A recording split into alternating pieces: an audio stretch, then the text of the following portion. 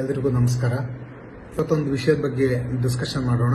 That is PIVD ಅಂದರೆ ಏನಪ್ಪ?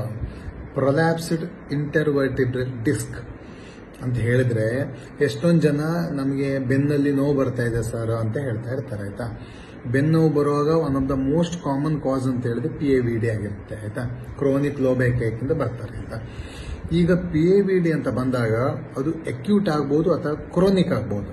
ಅಂತ ಹೇಳಿದ್ರೆ ಅಕ್ಯೂಟ್ ಅಂತ ಹೇಳಿದ್ರೆ ಈಗ ಸಡನ್ ಆಗಿ ಡಿಸ್ಕ್ ಬಲ್ಜ್ ಆಗಿರುವಂಥದ್ದು.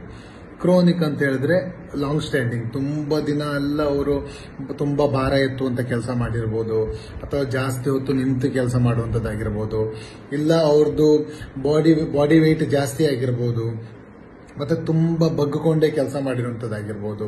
ಆಯ್ತಾ, ಇದೆಲ್ಲ ಮಾಡೋರಿಗೆ ಏನಾಗುತ್ತೆ ಅಂತ ಹೇಳಿದ್ರೆ ಡಿಸ್ಕ್ ಬಲ್ಜ್ ಆಗುತ್ತೆ.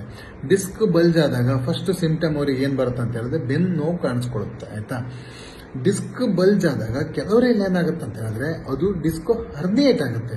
ಆ ಹರ್ನಿಯೇಟ್ ಆಗಿ ಯಾವಾಗ ಅದು ನಮ್ಮ ಸ್ಪೈನಲ್ ಕಾರ್ಡ್ ಅನ್ನ ಕಂಪ್ರೆಷನ್ ಮಾಡಕ್ ಸ್ಟಾರ್ಟ್ ಆಗುತ್ತಲ್ಲ, ಅದು ಒತ್ತಲಿಕ್ಕೆ ಸ್ಟಾರ್ಟ್ ಆಗುತ್ತಲ್ಲ, ಅವಾಗ ಅವರಿಗೆ ಟಿಂಗ್ಲಿಂಗ್, ಜುಮ್ ಕೈಕಾಲಿಗೆಲ್ಲ ಜೋಮ್ ಹೊಡೆಯೋ ತರ ಟಿಂಗ್ಲಿಂಗ್ ಸೆನ್ಸೇಷನ್ ಆಗುತ್ತೆ. ಆಯ್ತಾ, ಅವಾಗ ಪೇಷಂಟ್ ಅದು ಬೇರ್ ಮಾಡ್ಲಿಕ್ಕೆ ಆಗುದಿಲ್ಲ. ಅವರಿಗೆ ನಡೆಯುವಾಗ ಪೇನ್ ಇರುತ್ತೆ, ಮತ್ತೆ ಜಸ್ಟ್ ಕೂತ್ಕೊಂಡು ಸಿಟ್ಟಿಂಗ್ ಇದ್ದಾಗ ರಿಲ್ಯಾಕ್ಸ್ಡ್ ಆಗಿರ್ತಾರೆ, ಬಟ್ ಮಲ್ಕೊಂಡಾಗ ಪೇನ್ ಇರುತ್ತೆ, ಮತ್ತೆ ನಡೆಯುವಾಗೆಲ್ಲ ಅವ್ರಿಗೆ ಪೇನ್ ಇರುತ್ತೆ. ಯಾಕಂದ್ರೆ ಅದು ನಡೆಯುವಾಗ ಏನಾಗುತ್ತೆ ಅಂದ್ರೆ ಆ ನರ್ವ್ ಸ್ಟ್ರೆಚ್ ಆಗುತ್ತೆ.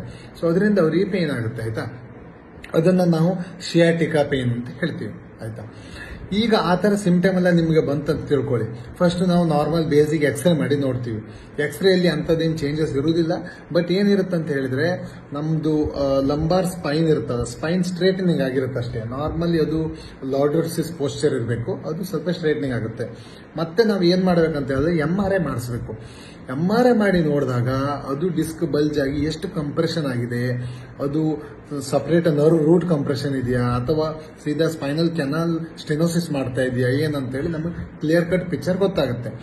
ಅದು ಗೊತ್ತಾದ್ಮೇಲೆ ಅದನ್ನ ಮೆಡಿಕಲ್ ಮ್ಯಾನೇಜ್ ಮಾಡಬೇಕಾ, ಇಲ್ಲ ಫಿಸಿಯೋಥೆರಪಿ ಮಾಡಿಸ್ಬೇಕಾ, ಇಲ್ಲ ಲಂಬಾರ್ ಟ್ರಾಕ್ಷನ್ ಅಂತ ಬರುತ್ತೆ, ಟ್ರಾಕ್ಷನ್ ಕೊಡಿಸ್ಬೇಕಾ, ಇಲ್ಲ ಕೆಲವೊಂದು ಟೈಮಲ್ಲಿ ಏನಾಗುತ್ತೆ ಅಂದ್ರೆ ಇದೇನು ಮೆಥಡ್ ಫಾಲೋ ಮಾಡಿದ್ರು ಕೂಡ ಅವರಿಗೆ ರಿಲೀಫ್ ಸಿಗುದಿಲ್ಲ.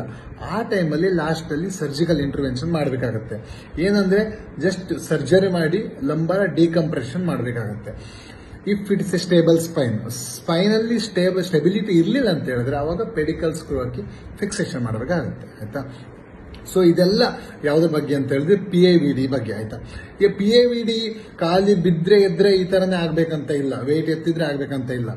ಈಗ ಏಜ್ ರಿಲೇಟೆಡ್ ಓಲ್ಡ್ ಏಜ್ ಅಲ್ಲಿ ಆದಾಗ ಡಿಜನರೇಷನ್ ಆಗುತ್ತೆ. ಆ ಡಿಜನರೇಷನ್ ಸ್ಪೈನ್ ಆಗೋದ್ರಿಂದ ಆ ನಿಮ್ಮ ವರ್ಟಿಬ್ರಾ ನಡುವೆ ಇರುವಂತ ಮಧ್ಯ ಡಿಸ್ಕ್ ಇರುತ್ತಲ್ಲ, ಆ ಡಿಸ್ಕ್ ಡಿಜನರೇಟ್ ಆಗಿ ಇಟ್ ವಿಲ್ ಪ್ರೊಲ್ಯಾಪ್ಸ್. ಆಯ್ತಾ, over A period of time ಅದು ಓಲ್ಡ್ ಏಜ್ ಅಲ್ಲೂ ಆ ತರ ಆಗುತ್ತೆ. ಆಯ್ತಾ, ಸೊ ಈ ತರ ಏನಾದ್ರೂ ಸಿಂಪ್ಟಮ್ಸ್ ಬಂದ್ರೆ, ಈ ತರ ಏನಾದ್ರೂ ತೊಂದರೆ ಬಂದ್ರೆ consult as early as possible so that we can manage it ಕನ್ಸರ್ವೇಟಿವ್ಲಿ.